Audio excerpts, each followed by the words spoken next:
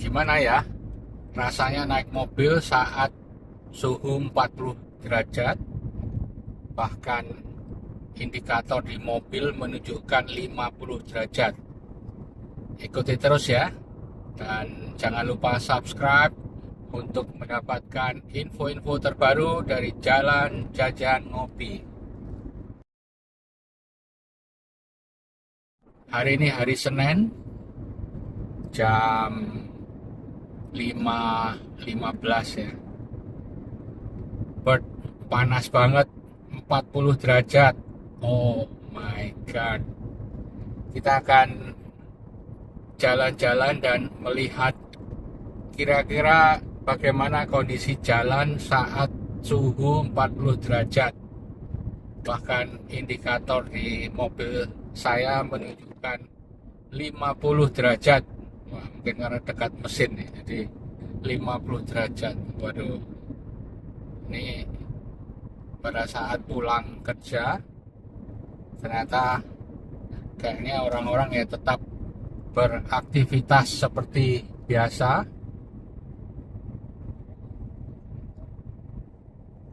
Lumayan lancar, masih beberapa hari ini memang panas ya, dan sampai malam pun juga panas. Aduh, jadi AC harus on terus, dan di mobil juga benar-benar AC harus full. Mudah-mudahan nih suara anginnya AC nggak mempengaruhi obrolan di mobil ini. Jadi di Perth itu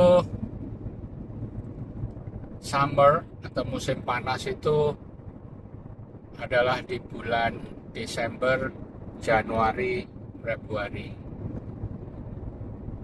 Puncaknya biasanya terjadi pada pertengahan Januari ya.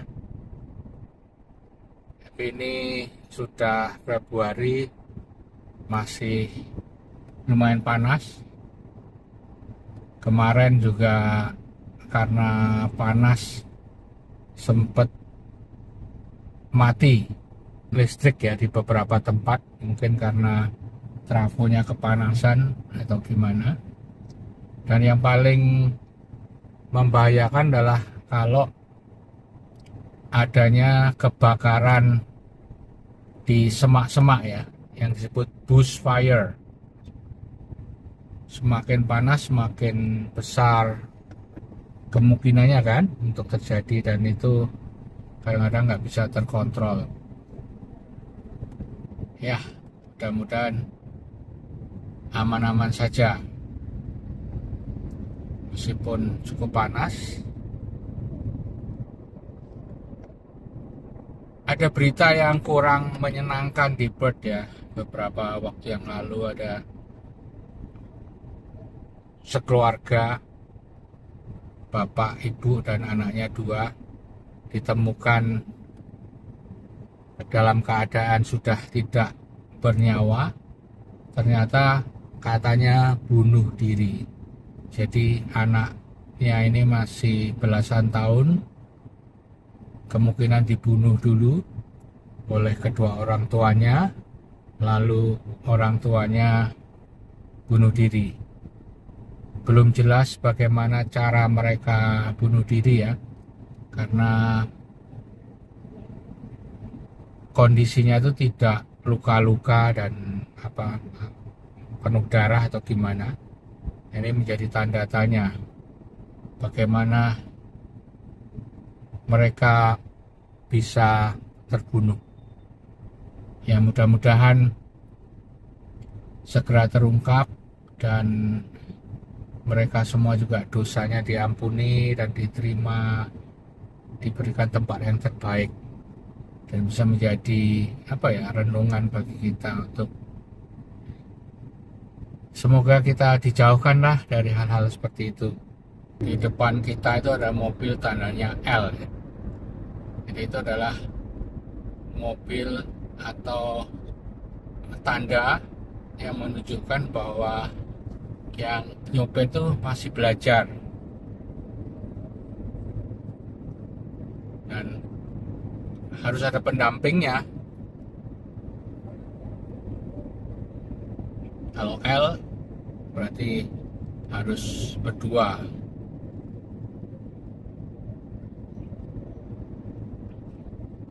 Nanti setelah sekian jam dia baru boleh ujian praktek. L artinya yang saya ingat ya, mereka sudah lulus ujian teori, baru boleh nyetir, tanda L. Kita memasuki Tonkin Highway, ternyata sepi loh. Biasanya di sini nih padat jam-jam sekian ya. Ini sepi, mungkin karena panas ya. Orang agak males keluar. Cuman yang kerja aja yang terpaksa, ya sudah, mau gimana. Ini sangat lancar.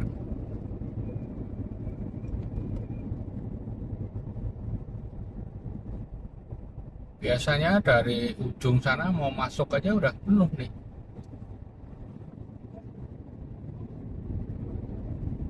Ini lancar.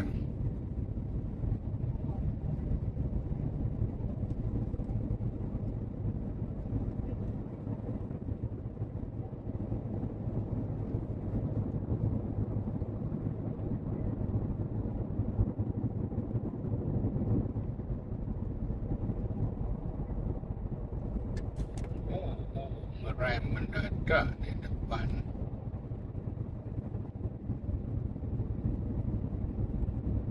Kecepatan di sini 100 km per jam. Dan kita lihat truk sampah pun masuk di sini. Dan mereka kenceng juga ya. Saya ini jalan 80 km per jam. Di depan saya itu truk sampah dengan enaknya melaju ya.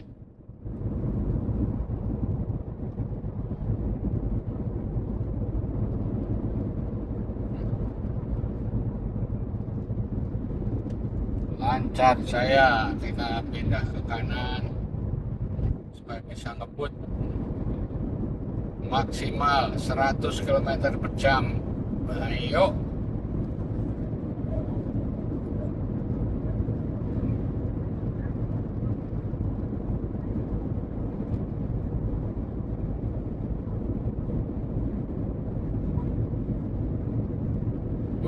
Lumayan panasnya, lumayan. Untungnya AC-nya bekerja dengan baik. Setelah Tonkin ini kita akan masuk jalan namanya Reed Highway. Kebetulan sedang ada pembangunan di sana. Nanti kita lihat bagaimana mereka mengatur lalu lintasnya ya, mengatur manajemen proyeknya sehingga tidak mengganggu pengguna jalan. Mereka hanya bekerja malam hari. Nanti akan saya tunjukkan di mana mereka memindahkan jalur, mempersiapkan sehingga orang nggak kerasa. Mungkin kalau para teman-teman amati, terakhir-terakhir ini saya tidak terlalu banyak membuat konten karena panas kemana-mana, jadi agak kurang bersemangat ya.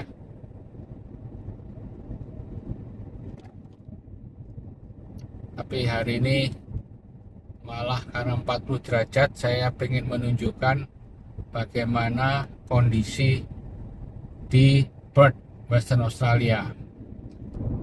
Ini truk yang disebut road train, 3 bagian ya. Jadi bawa 2 gandengan. panjang. Kita udah mau masuk Berit Highway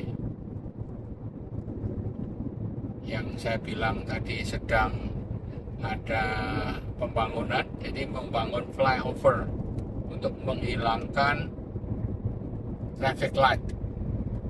Cukup panjang ya flyovernya karena menggabungkan atau jadi menghilangkan dua traffic light.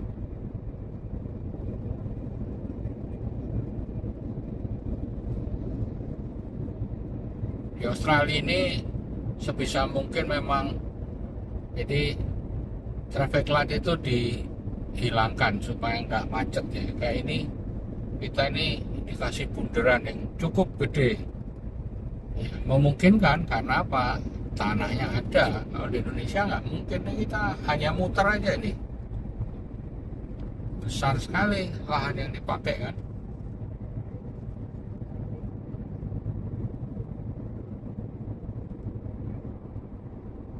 Hanya supaya nggak perlu ada traffic light. Dengan demikian lebih lancar. Mungkin mereka lebih menghitung cost of ekonominya ya.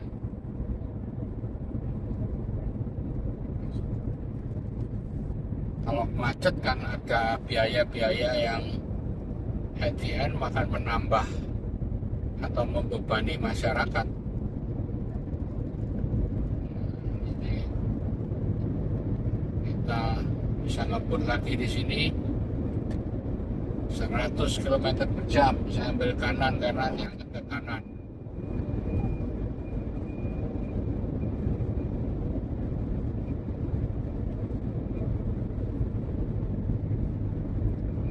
Di depan kita mulai ada pembangunan. Kecepatan mulai berkurang nanti agak di depan situ. Yang ada kuning-kuning itu sudah dibilangi road work ahead. Nah, terus kecepatannya jadi 80 di sini. Rambu-rambunya sangat jelas. Nah, ini kita memasuki jalur baru, harusnya lurus tapi ditutup. Kita masuk ke yang dulunya median jalan di tengah-tengah, sekarang dijadikan jalan sementara. Dan ini adalah dulu bagian kanan dari jalan yang arah sebaliknya sebagian dipakai. Yang sebelah kanan kita agak pojok di sana dulunya adalah jalur emergensinya ya dipakai. Nah, itu orang-orang kerja tanpa mengganggu lalu lintas. Kayaknya udah pada istirahat ya. Jadi mereka hanya bekerja di area-area yang tidak mengganggu lalu lintas.